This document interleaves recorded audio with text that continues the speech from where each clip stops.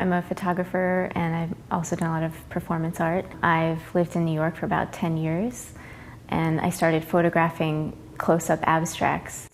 The concept is that by living in a reality where you experience beauty in your landscape, you could come closer as a society. The details that I photograph are generally all outside, so it could be the side of a wall where something's decomposing, or a firebox, or a trash can, or cracks. If you're walking along and you look up and see this stain made massive, like that came right from that street that you're walking on, I just think that could be a fun play. Do you ever add anything to your pictures? Never, ever. You don't move things around? No.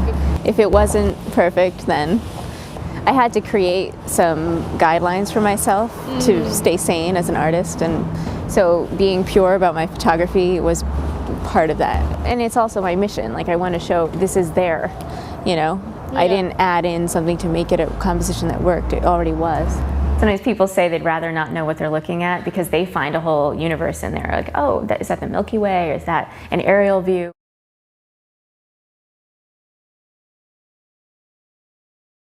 I was introduced to FAB, Fourth Arts Block, through a friend who knew about my desire to bring my work to the outdoor landscape. And he knew they were developing this outdoor rotating show on the semi-permanent scaffolding structure. I love collage. Had a lot of influence from my grandmother, who is a collage artist and a box artist, and she was an antique dealer, and she used to incorporate her porcelain antiques and rusty objects in box art, like Joseph Cornell. So I guess that's really what the mission is to help with just wanting people to find their own frames that they find pleasing. You can get some incredible patterns from spills, whatever they be, but if you're focused on what it was, then it's going to rob you of the experience. It's fun where a dog got into some paint.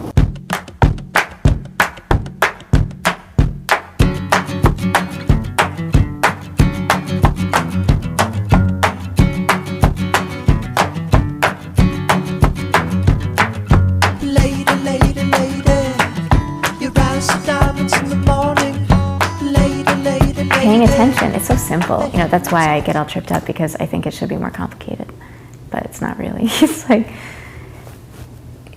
there's a great amount of peace that can exist when you're present. Now I'm not afraid to go, oh no, and that's because I've witnessed, that's because I've